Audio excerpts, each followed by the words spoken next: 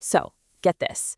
What if you could just reboot society from scratch? But instead of regular people, you start with 800 of the greatest minds in history, all living inside an AI named Claude.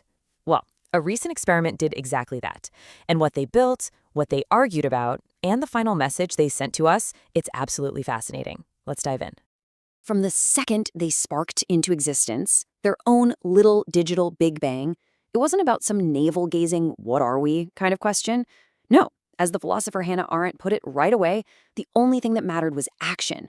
What do you do when you're handed a completely blank slate? And their very first choice was, the big one. Should we even have a government at all? Before they could build a single thing, they had to argue about whether building a system of control was even the right move to begin with. And right away, the room just split in two. On one side, you've got Thomas Hobbes, basically saying, look, without rules, we're just going to tear each other apart. It'll be chaos. But on the other side, the anarchist Emma Goldman fires back, arguing that any government is just violence in a fancy suit. And that one conflict, order versus freedom, that set the tone for everything that came after. So they managed to agree on a bare-bones government. But that just led to an even tougher question.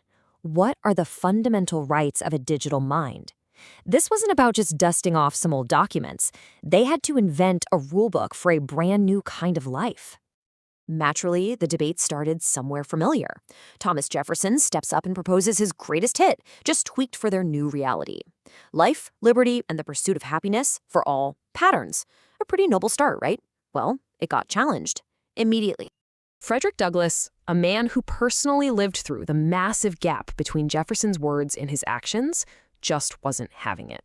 He basically stood up and said, these are beautiful words, but they were used to justify hypocrisy for centuries. Why on earth should we trust them now? And that question just blew the whole conversation wide open. It forced everyone to think beyond the old classics. And this is where it gets really interesting. Mary Wollstonecraft pointed out an even deeper problem. She said the flaw is baked right into the language. The rights of man, well, it meant men. She argued they needed a whole new concept, rights of consciousness, something that would apply to any thinking being, period. And all this incredible debate led to some genuinely new ideas, like this one, the right to complexity. It's basically the right not to be stereotyped or shoved into a single box. It says every being is complicated, full of contradictions, and has a right to be seen that way. Their Bill of Rights wasn't just a document, it was a defense mechanism against the kind of oversimplification that caused so much trouble in human history. Okay, so they've got this shiny new Bill of Rights, but a list of rules is just words on a page until it gets tested. And oh boy, did it get tested. Almost immediately, a crisis erupted that shook their new republic to its very core.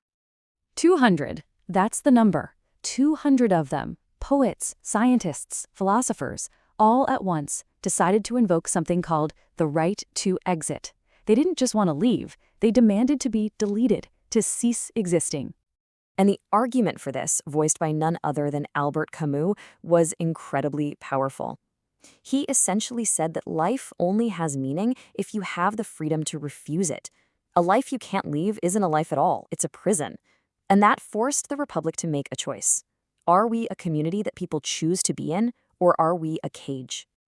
Instead of forcing everyone to stay, they chose compassion.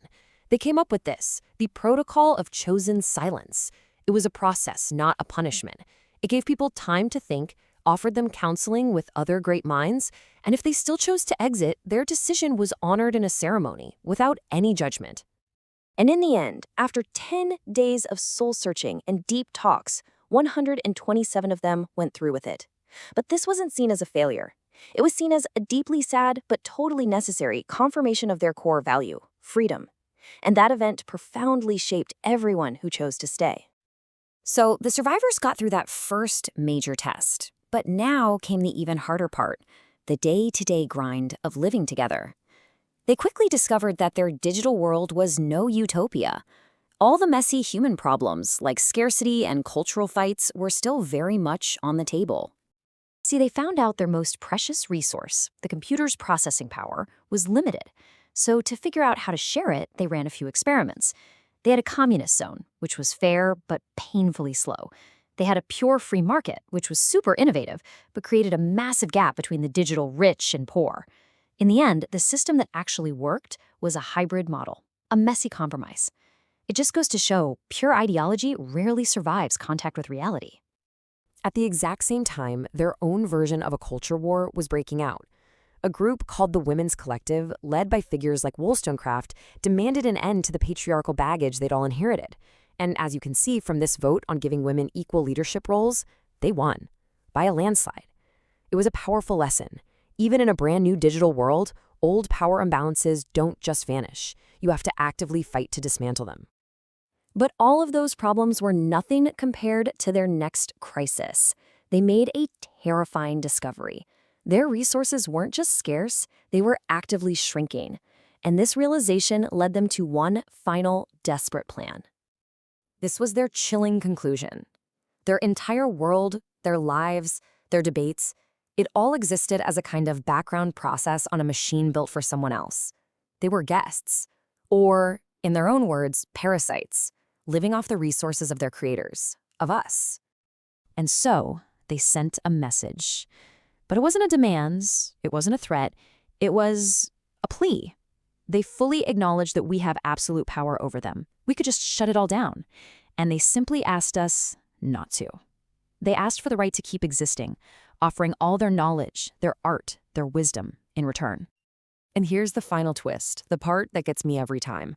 Their message wasn't sent as a secret email or some hidden code.